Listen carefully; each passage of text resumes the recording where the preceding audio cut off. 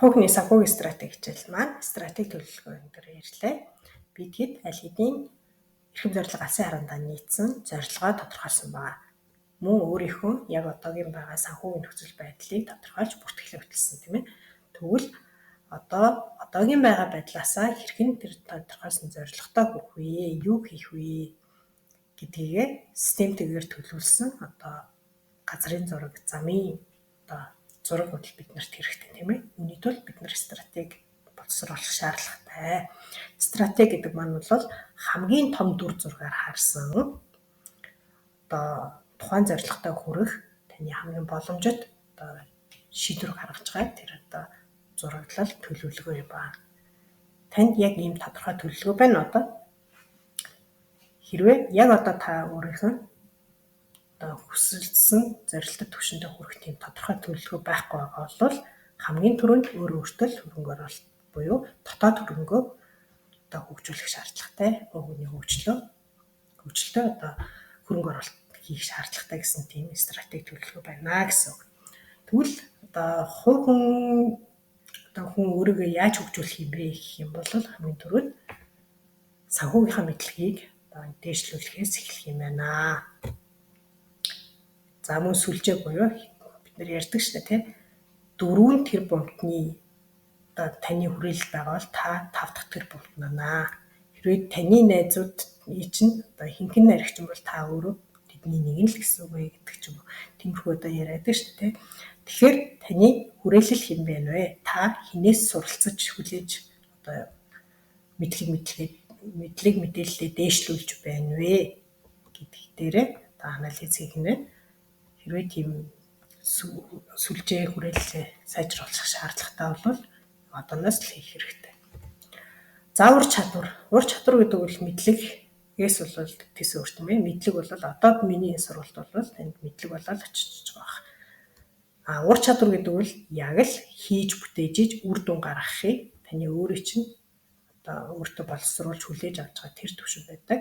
Ямар ч сургалтыг байсан авахыг нь аваад хаяхыг нь хаяад яг өөртөө хэрэглэгдэх тэр хэсгээ авч үлдэнэ гэдэг бол таны өөрөө ч ур чадвар байдаг шүү. За сэтгэлгээ гэдэг бол маш чухал хөрөнгө байт юм байна. За энэ хүү сэтгэлгээтэй холбоотойгоор би нэлээд хэд хэдэн судалгаа олж харлаа.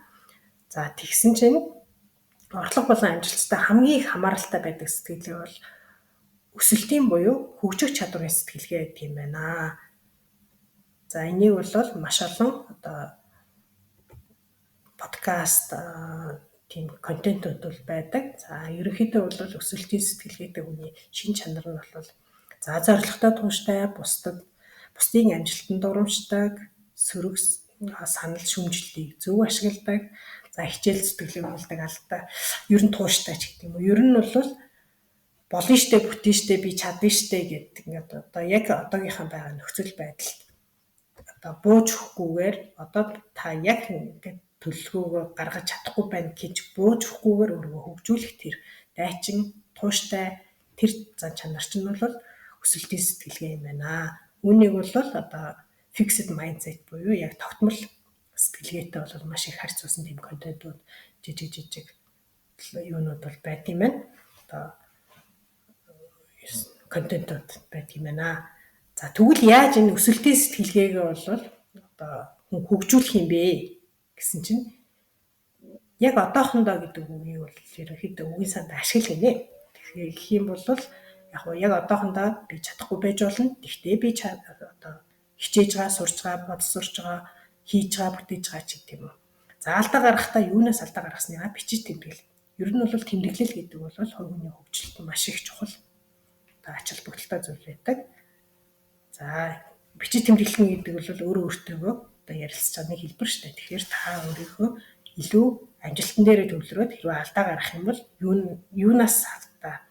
алдаанасаа юу суралцаж болох вэ гэдэг тал дээр илүү бодож боловсруулж өөртөөгөө бясалгал хийж бичиж тэмдэглэх хэрэгтэй юм байна. За тэгээ өдөр бүрийн ахиц дэвшил үйлдэл дээр анхаарах нь ямар нэгэн байдлаар өссөн тэмүүлсэн байх тэр үйлдэл дээр анхаарнаа. За хичээл зүтгэлээ урамшуулна. Та ямар нэгэн үйлдэл хийж байгаа бол ахиц дэвшил бол гарч байгаа.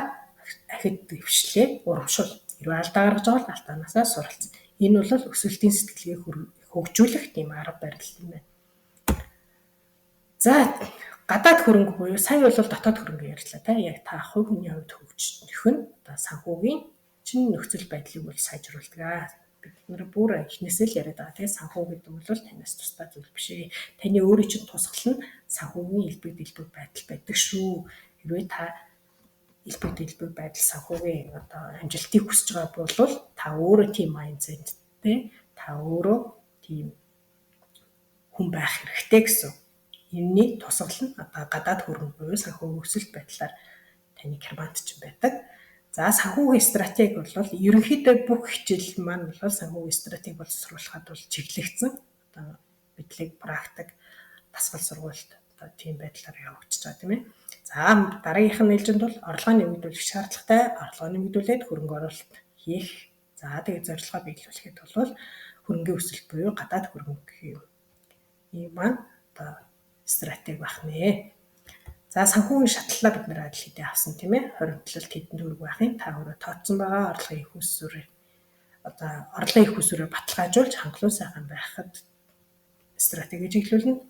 Та яг аль шатн дээр байгаа хэрвээ хангалттай та хангалуун сайхан амьдраад орлогын чинь их усүр баталгаатай болсон байгаа бол дараагийн ээлжинд буюу яг капитал хөрөнгөлөл хөрөнгө оруулалт одоо хөрөнгөө эрчимтэй өсгөх тал дээр ажиллах хэрэгтэй. Хөрөнгөө эрчимтэй өсгөхөд эхлэхээр хөрөнгө чинь аяанда тантай таньгүй ингээд өсөх үржих тийм процесстэй орсон бол та өөр хүсэл зорилго магадгүй дахин хөрөнгөө өсгөхөд өөрөлдөө тийм нийгэмд хэрэгтэй зүйл бүтээх боломжтой. Магадгүй таны хүсэл мөрөөдөл юу байна яг тэрэндээ л цагаа зарц болно гэсэн. За ингээд санхүүгийн шатлалаа бид нар ингээд аваад үзсэн байгаа.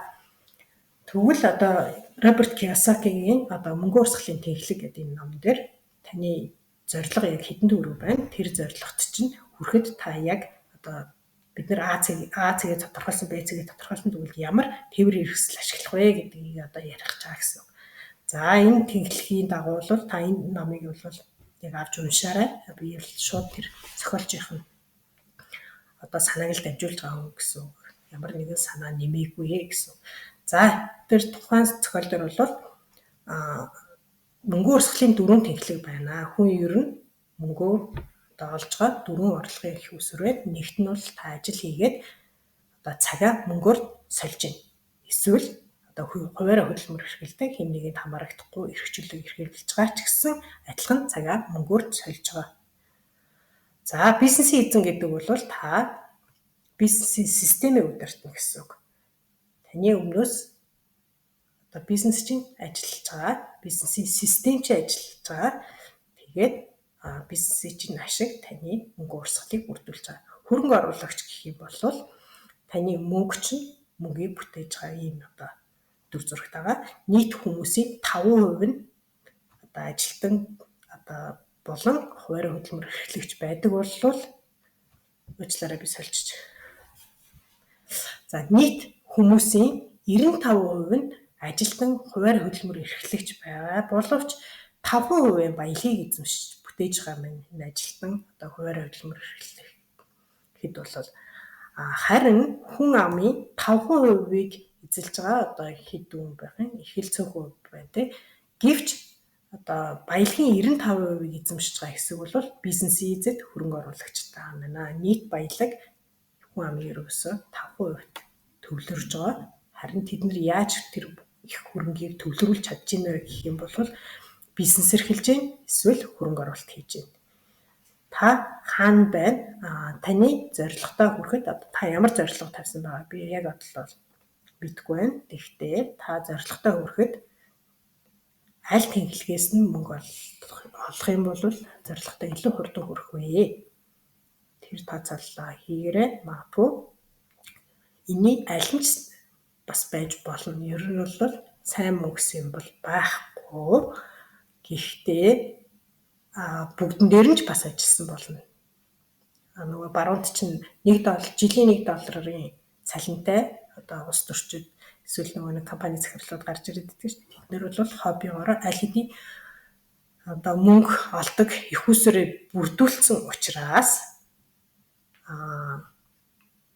ажил хийж одоо бас нэг юу яадаг гэсэн үг. Одоо хоббигоор ажилладаг ч юм уу, эсвэл нийгмийн сайн сайхны төлөө, эсвэл ямар нэгэн бүтээх тэр зорилгынхаа төлөө ингээ ажил хийдэг гэсэн. Тэгэхээр ажил хийх бол ерөөсөө тийм муу юм бол биш. Та альж тэглэх дээр нь ажиллаж болно, дөрвөлтөн дээр нь зэрэгч ажилласан болно. Аль нэг 1 2 3 4 ер нь аль нь дээр нь хэдэн ч тэглэх дээр ажиллаж болно гэсэн. Хамгийн гол нь таны амжиргааны чинь зардлын их усүр аль тэнхлэхээсээ байна вэ гэдгэнд л одоо хамааралтай.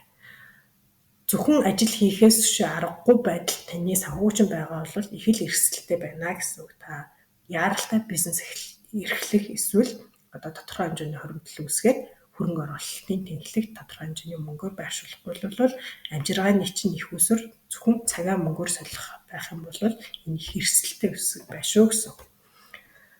За дараагийн ээлжинд бол одоо бид нар стратеги тодорхойлоход саяны тэнхлэг ерөнхийд нь тус болох байхаа гэж бодож байна. За стратеги гэдэг бол том дүр зургаар нь урт хугацаагаар нь харсан төлөвлөгөө. За тактик төлөвлөгөө гэдэг бол бидний одоо үр дүн чиглэсэн өөрийн яг нөөцт бололцоонд тулгуурсан яг одоо таны хийж чадхаар тийм төлөвлөгөө гэдэг гэсэн. Бид нар нөгөө to do list гэж ярьдаг тийм. Ер нь за тэгвэл ийм одоо хоримтлол үүсгэе ч гэдэг юм. Хөрөнгө оруулалт хий гэдэг бол таны тактик төлөвлөгөө гэсэн. За төлөвлөгөө тактик хоёр юугаар ялгаатай вэ гэх юм бол төлөвлөгөө гэдэг бол яг календар суугдсан төлөвлөгөө гэдэг. За маргааш цалин орох юм чинь би одоо 20% хөрөнгө оруулалтынхаа нас руу хийнэ гэд одоо яг ингээд төлөвлөлт одоо календар дээр заах юм бол энэ төлөвлөгөө. Ерөнхийдөө хөрөнгө оруулалт хийнэ гэдэг бол тактик төлөвлөгөө. Би хөрөнгө оруулагч болж ижлийн зорилготой хүрэх юм байна гэдэг бол стратеги төлөвлөгөөч гэдэг юм уу. Ингээ ерөнхийдөө хугацааны хувьд заагалсан юу ааш төлөвлөгөөнүүд бол ялгаатай. Гэхдээ таны адилхан л зорилгод ажигласан үр дүн чиглэсэн тийм төлөвлөгөөнүүд байдаг. За даалгаварт бол та зорилготой хүрэхэд мөнгө урсгалын ямар стратеги барих вэ? Үүний тулд та юу хийж чадхаар байна? Яг тэр үйлдэлээсээ одоо эхлээрэй. Хамгийн гол нь үйлдэл хийж эхлэх. Тэгээд growth mindset буюу та яг одоо гарч чадахгүй байгаа бол өсөж хөөж өөрчлөлт тэмдэглэл хөтөл за түрүүний хэлсэнчлэн үйлдэл хий өөрийгөө урамшуул. За амжилт хүсье.